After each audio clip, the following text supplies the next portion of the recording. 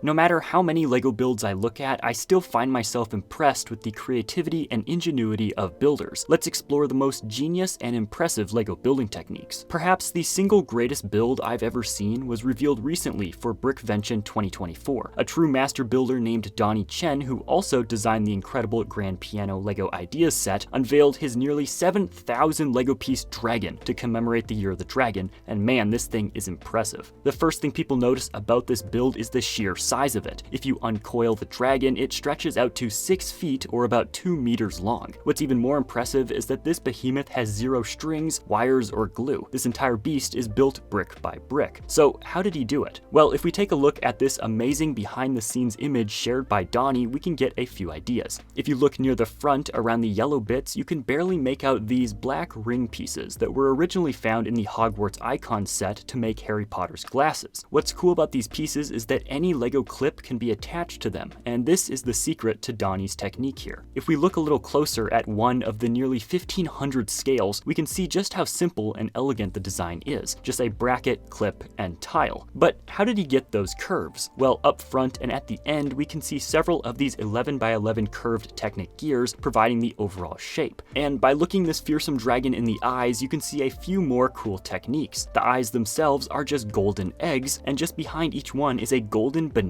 piece. Of course, this dragon can't move by itself, however, this next creation can. But first, let me tell you about today's sponsor, Bellwright.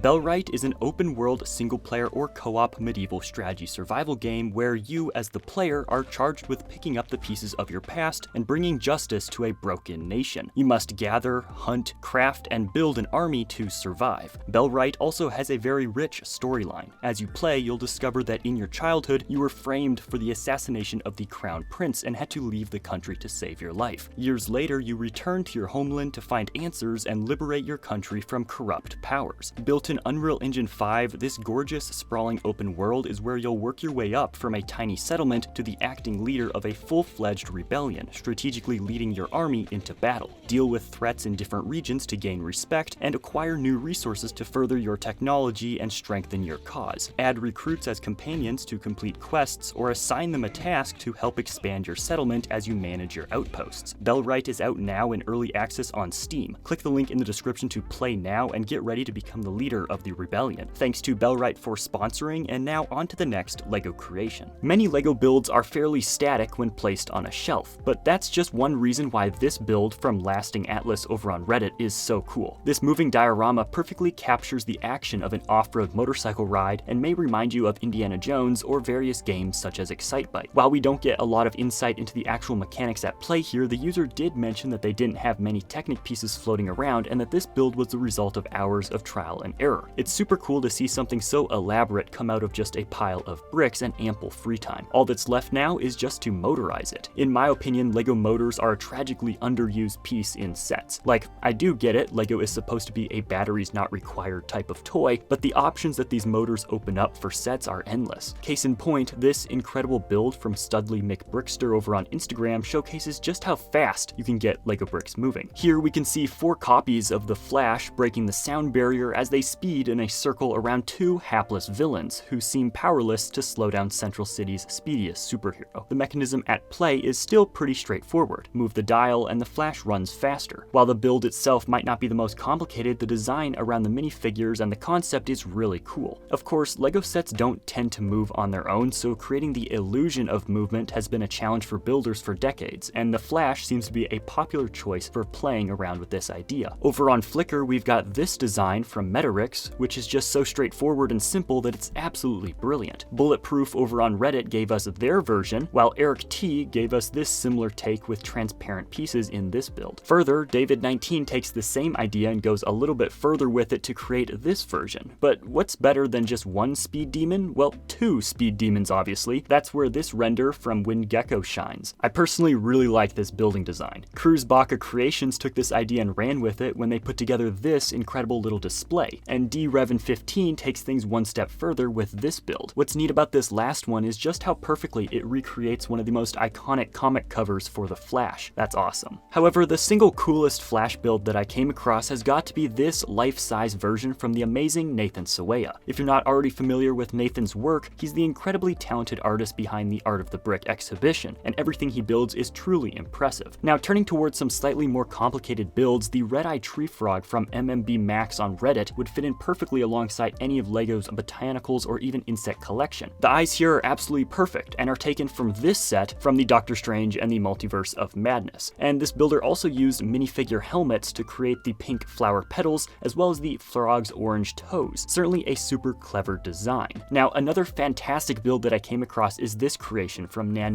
on Reddit. While the build itself doesn't make use of any radically weird pieces or techniques, the execution is flawless. The 1x1 bricks with holes are the perfect scale for smaller buildings, and this is something we've seen LEGO do before in sets like the Himeji Castle. This custom build is simply stunning and really would be the perfect partner to something like the Tranquil Garden set or the fan favorite Bonsai Tree. I've talked about the Bonsai Tree before, but the number of ways that people come up with to modify this set continues to blow me away. One that I really love is this winterized version from a Redditor named Beamy. It's just a simple color swap from the summer version, but this LEGO fan absolutely nails it. If you're looking for something a bit more extreme though, these ice trees from Master F are a great addition to any winter wonderland. Made out of 13 snowflake pieces and a single lamppost, these things work perfectly and walk the line between simple and elegant. On the subject of elegant though, what's more elegant than a stained glass window? Nothing, obviously, which is why this submission from MoneyFloyd13 on Reddit caught my eye. At first, it might be hard to tell exactly what's going on, but if we check out this post from Hazy, we can get a better idea. It turns out that the LEGO lattice pieces can perfectly hold studs in place, and a combination of lattice work and transparent studs creates a perfect stained glass window. This is something of a lost technique among LEGO builders. Back in the 80s and 90s, this was a pretty common sight in many LEGO sets, but for one reason or another, LEGO has largely moved away from using it in recent years. It's so rare today, in fact, that one fan, a viewer named Fitzin, sent in an email to me thinking that they had discovered an illegal technique in the instructions of one of their sets. This one is from the 3-in-1 Creator Pirate Roller Coaster. However, this isn't an illegal technique, but like I said, it is quite rare to find in sets nowadays, so it's certainly a cool find. Now, if you're going to use this technique to build stained glass windows, you'll probably also be building a roof. Roofing in LEGO is often considered to be pretty difficult, as the angles and textures required for a good roof aren't always easy to come up with. Luckily, there are dozens of examples of amazing LEGO roof building techniques to pull inspiration from. One of the best looking LEGO roofs I've found has got to be this one, built by famed LEGO designer Marcus Rahlbuehler. This thatched roof design is made up of hundreds of LEGO minifigure claw pieces and is an amazing recreation of a medieval cottage. It works perfectly. I can't imagine how tedious building it must have been though. Regardless, you may own some of the official LEGO sets that Marcus has designed, such as the Ninjago City Garden set, the Empire Dragon, and Sora's Transforming Mech, among many other Ninjago sets since 2020. However, if you're looking for something even more dynamic, then this build by Cesar Soares might be up your alley. The way that the roof curves as it slopes is simply impressive. Sadly, Cesar didn't provide too much details on how exactly he managed to pull this off, so we'll just have to look on in awe and wonder. Another user named Cab has a different roofing strategy. This picture shows a simple solution that uses LEGO minifigure chair pieces to construct a sophisticated and unique roof design. It looks great on his completed cottage house build.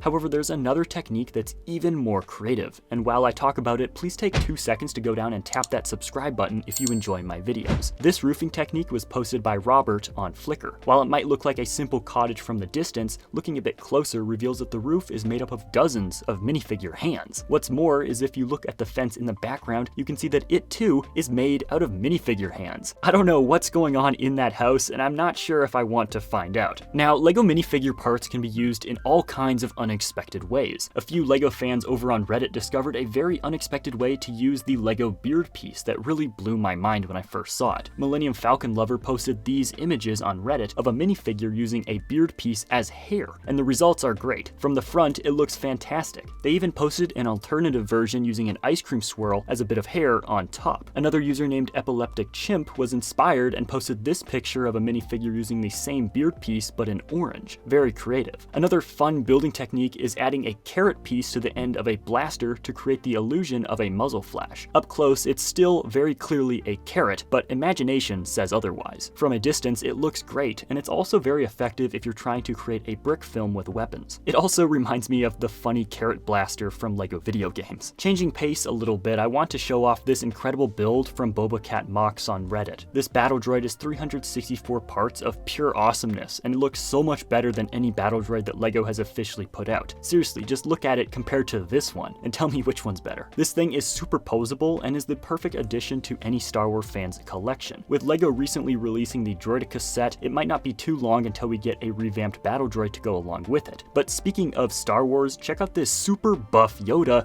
that uses a Hulk big fig body and a standard Yoda minifigure head. Yoda has seriously been hitting the gym lately. You can also change out Yoda's arms for larger ones such as these. Can you guess where these arms are from? Yep, they're taken from Jabba the Hutt. That's quite an odd piece to use, but you see, LEGO puts odd pieces in their sets all the time, which is what I discuss in this video. Click here to watch, and don't forget to subscribe to my channel for more LEGO videos.